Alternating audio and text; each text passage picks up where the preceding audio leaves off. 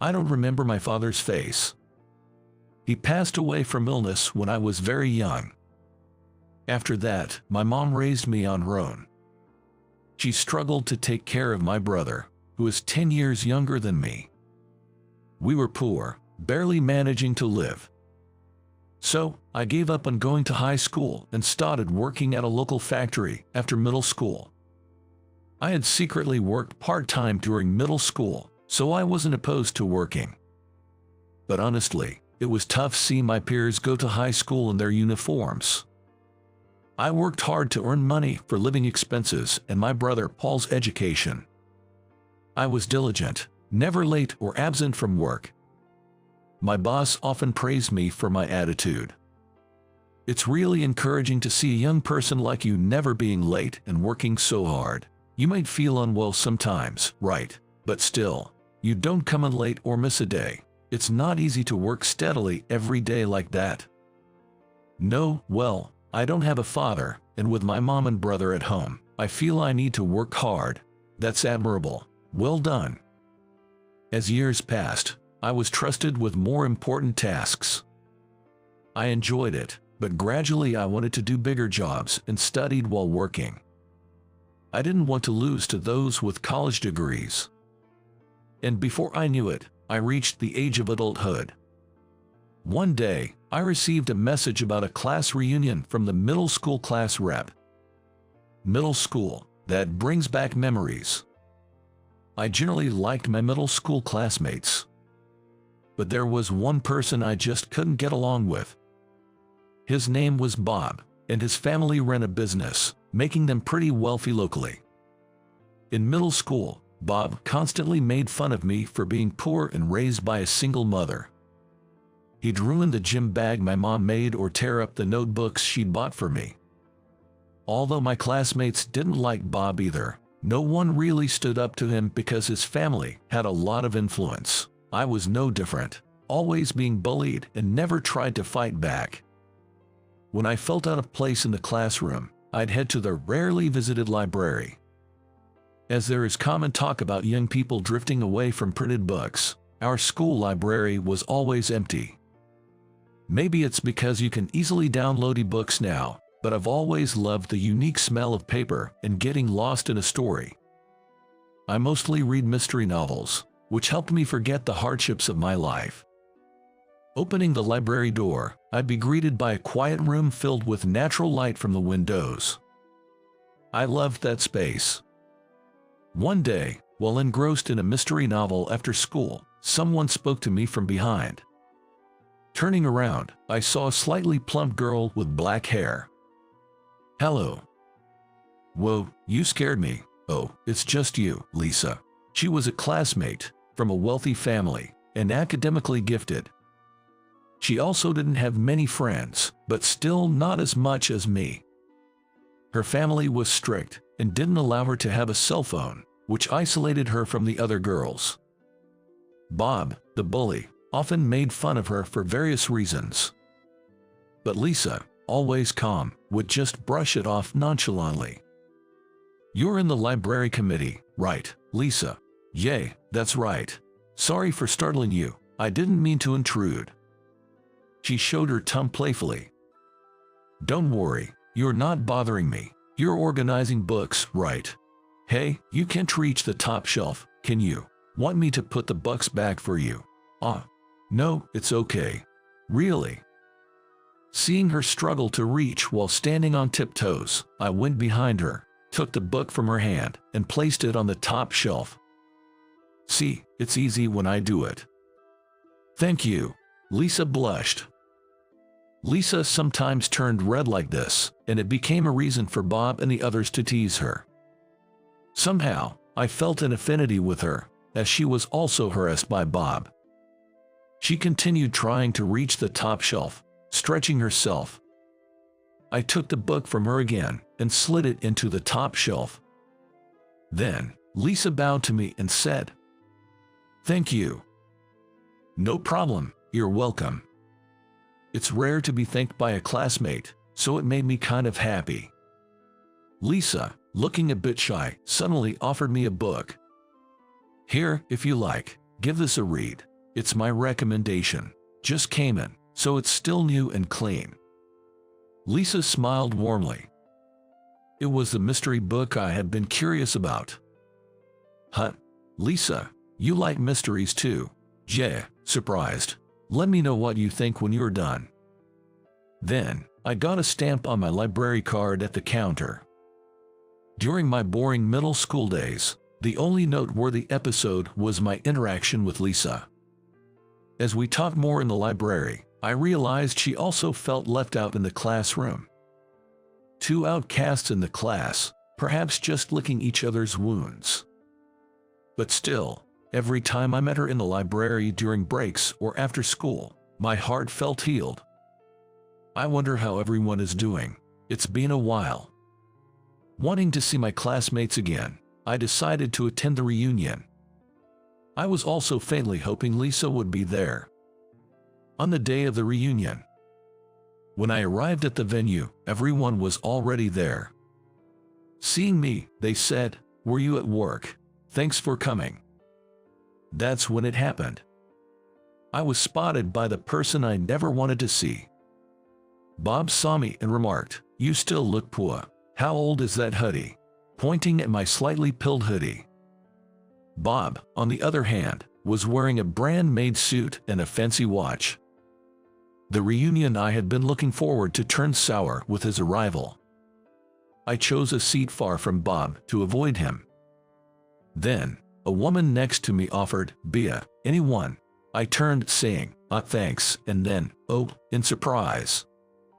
There was Lisa. Lisa hadn't changed much since I last saw her years ago. After middle school, she went to a private school, while I started working in a factory, so we hadn't met since. She greeted me with a polite smile, "Long time no see." I awkwardly replied, "Long time no see." We then enjoyed chatting with classmates while sipping drinks. Then Bob came over, being drunk. "What are you up to now?" he asked, so I told him I was still working in a factory. Bob started laughing crudely. "As expected, you and I live in different worlds," he scoffed. Then he began bragging about himself. He was attending a prestigious private university and planning to take over his father's company. His company was doing well, even starting new branches. Many of our classmates had gone to well-known universities. Although some worked right after high school, I was the only one who didn't graduate. Thinking this, Bob drunkenly jeered, "Hey, you're the only dropout here, right?" I felt annoyed but knew it was pointless to respond. I didn't retort. Bored with my dull reaction, Bob left after his show-off. After he left, Lisa, who had been silent, muttered, "He really hasn't changed. Such an unpleasant guy." "Yeah, people don't change that easily," I responded, exasperated. Then Lisa laughed, covering her mouth and saying, "That's right." Seeing Lisa laugh innocently, I felt my heart skip a beat. From then on, I spent most of the time talking with her. I hadn't thought much of her in middle school, but now, talking to her felt strangely comforting. After the reunion, Lisa and I kept in touch. She attended one of America's top universities and dreamed of starting her own business. Interestingly, Lisa's father also ran a company, which used to be smaller than Bob's but have grown significantly thanks to his efforts. Since then, we started not only keeping in touch but also meeting frequently. Gradually, we were naturally drawn to each other, and I confessed my feelings, which led to us dating. Our dates were often in parks, and we didn't spend much money. I thought she was being considerate of my financial situation, but it turned out Lisa herself wasn't interested in lavish meals or luxury goods.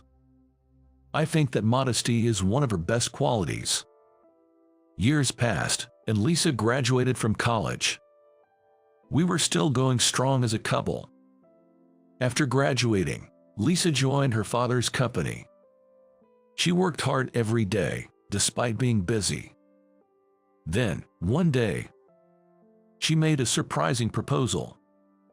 "My dad really wants to bring you into the company. What do you think? Lisa's father, President Nelson, knew I was self-studying business management and wanted to work in a bigger company, so he offered me a position. Also, he was impressed by my record of no tardiness or absences since middle school. Apparently, Lisa's company had trouble retaining new employees, who often started with enthusiasm but later missed work for trivial reasons. I immediately accepted Lisa's invitation. I felt sorry for leaving my old job, but my former boss encouraged me, saying, "Go for it if that's what you want. We're all rooting for you." Soon, I joined President Nelson's company as a new employee, working alongside Lisa. Their office work was different from the factory, and initially, I made many mistakes. But my colleagues, all kind people, patiently taught me. About a year later, as I was getting used to the job, an unexpected person visited the company. "I'm here from Ab Trading. Thank you for your having us." "Wait, Bob." It was a classmate from middle school. "Why are you here?" Bob exclaimed, forgetting the presence of the president. He seemed to know the company was run by Lisa's father, but didn't expect me to work there. Bob looked worn, and his suit was slightly shabby. It seems that Bob has visited this company to negotiate a deal. Bob had been entrusted with the negotiations by his father, the president of his own company. President Nelson coldly told him, "Who are you to address my employee that way?" The staff gave Bob disapproving looks. As if Bob thought it was a bad idea, he immediately said, "I apologize for what I've said. We were old friends," and bowed his head, but President Nelson frowned. President Nelson knew about Bob's past disdain towards me, probably told by Lisa. Despite this, he had invited Bob for his persistence in business outreach, willing to do business if he sensed sincerity. I guess he wanted to separate his work and personal feelings. But Bob's blunder led to him being quickly dismissed. "Excuse me," Bob said as he left. After he left, President Nelson muttered, completely out of place, making Lisa and me burst into laughter. Later, I heard a rumor that Bob didn't become president, replaced by a more competent employee, leading to his fallout with his father and quitting his job. Frustrated by the situation, Bob broke off relations with his father and started working at a different company. However, he couldn't stand working under someone else and quit soon after. I don't know the details about his life after that, but it didn't seem like he was living well. Hearing this story made me feel relieved. As for Lisa and me, we continued our relationship smoothly. When we had been together for exactly 5 years, I finally proposed to her. Though I couldn't afford an expensive ring since I was still supporting my family and my brother's education, Lisa teared up and said thank you, holding my hand and saying, "Let's be happy together." Many people blessed our marriage, including my mother, brother, and everyone from the factory I used to work at. I was filled with gratitude. President Nelson told me, "I want to ask you to continue to take care of Lisa," which made me feel tense. Thus, we submitted our marriage registration and became husband and wife. We're now preparing to start a business together. We plan to create a space like a library filled with our favorite mystery novels.